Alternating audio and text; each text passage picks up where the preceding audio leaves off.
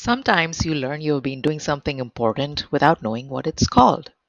I once shared a success story about the work I do with teens, and a friend commented, "It sounds like you incorporate executive function into the work you do with kids. Sometimes it can be difficult to persist through difficulties on our own, but you are by their side if and when that happens." Executive function? I'd never even heard of that term before.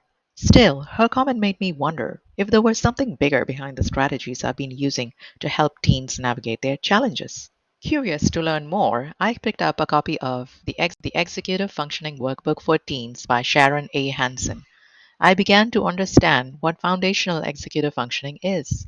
These skills, like planning, organizing, managing time, and regulating emotions, allow us to set goals, stay focused, and follow on through tasks. But when these skills are underdeveloped, it can lead to what's called executive function disorder or EFD.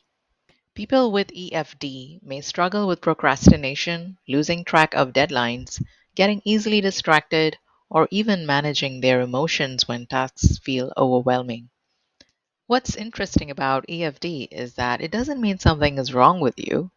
Just as some people are naturally short and others are tall, some people are better at executive functioning skills than others. Having EFD doesn't make you abnormal. It just makes you a different kind of normal. Just like a grade of C represents the middle of a range, most teens and adults have average brains regarding executive function. Some excel in this area, while others need more support to thrive. That's okay. It simply means you need different strategies to succeed. As I worked through the book's first chapter, I came across a checklist of behaviors that can indicate challenges with executive functioning. I was amazed by how accurately the list described many teens I worked with. As I read further, I began to see my 10-year-old daughter Maria in many of the items on the list. Unlike her twin sister Joanne, who is naturally organized and independent, Maria often struggled with procrastination and getting distracted and managing her emotions when tasks feel overwhelming. Her grades are erratic, sometimes high, sometimes low, especially in chapter tests that requires more effort. Here are just some of the points on the checklist that resonated with her. She hurries through tasks just to get them done. She needs to have directions repeated. What should I do next, mommy? She has a hard time starting assignments or chores early so that they get done on time. She struggles to complete tasks when they get difficult. She has a hard time ignoring distractions in her environment. How you solve a problem like Maria. Reading through the list was both eye opening and emotional. I realized that Maria's struggles were not just quirks or personality traits, they were signs of struggles with executive functioning. She's a headache, she's an angel, she's a girl. Before I go any further, Maria is a wonderful child. She's sweet, loving, and full of talents that shine in many areas. She's great at public speaking and extempore competitions, thanks to her keen sense of observation. She loves hands on learning, and once she understands a concept in math or science, she can apply it in multiple ways. Maria also has a natural flair for sports.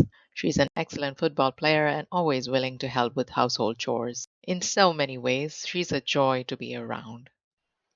But like many kids with EFD, Maria struggles with things that don't come naturally to her. For example, she's not good at learning new languages that she hardly uses.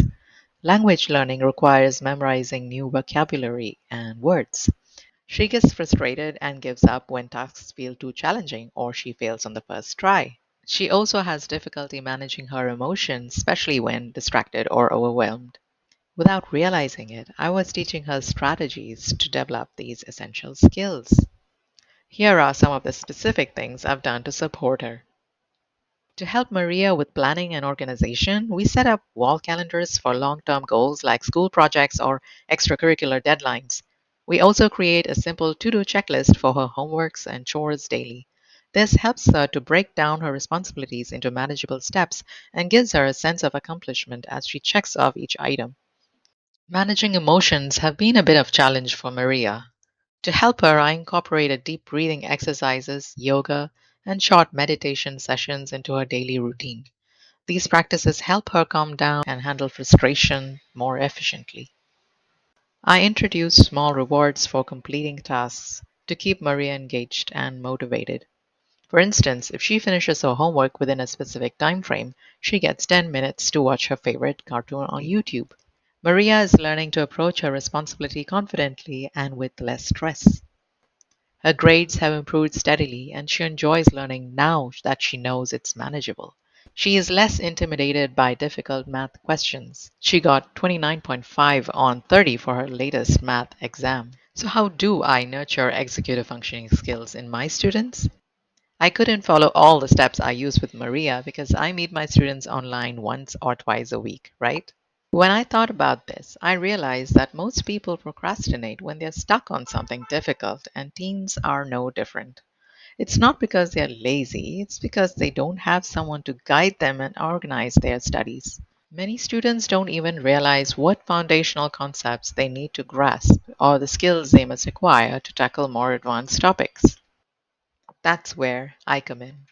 I help bridge these foundational gaps early on effectively and efficiently so that they realize that chemistry is manageable and not that scary monster lurking in their closet. I've been helping high school and college teens with their chemistry online since 2007. My students come from all over the globe and represent various curricula. When I meet students on the first consultation call, I always ask them about their chemistry struggles. Their answer include one or more of the following. They don't understand their teacher. They understand the teacher but get stuck when they attempt exam questions. Some feel the lessons are boring because they're not challenged enough. They want to stay ahead but don't know how. Their AP chemistry class feels overwhelming. Their school recently introduced IB chemistry, but their teacher has only taught A levels and isn't fully familiar with the IB curriculum. They struggle to understand the wording of the A level chemistry exams. The list goes on. I've heard it all. I help address these issues and tackle concerns the students might not even be aware of yet. Once we begin to address these challenges, most teens naturally begin to organize their thoughts and study habits better. And should they still need support, I'll be there for them. One of these journeys' takeaways is that realizing executive functioning isn't about being normal or abnormal. It's about recognizing that we all have strengths and weaknesses in different areas. Just as some people are naturally athletic or artistic, others may be naturally organized or focused. And for those that need that extra help with executive functioning, there's no shame in that. The key is finding strategies that work for you.